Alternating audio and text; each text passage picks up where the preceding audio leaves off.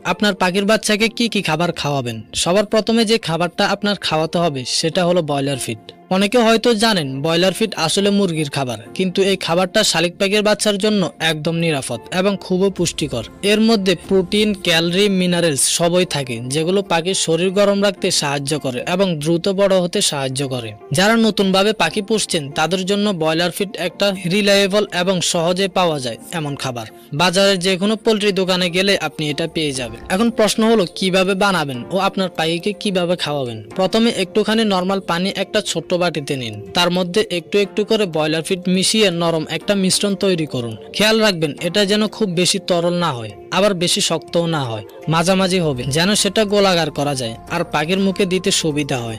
এবার সেই খাবারকে একটু গোলাকার করে সে যখন হা করবে তখন মুখে দিয়ে দিবেন। তাছাড়াও কাঠি বা চামচের সাহায্যে একটু একটু করে বাচ্চার মুখে দিতে পারেন। তবে এখানে একটা বিষয় সতর্ক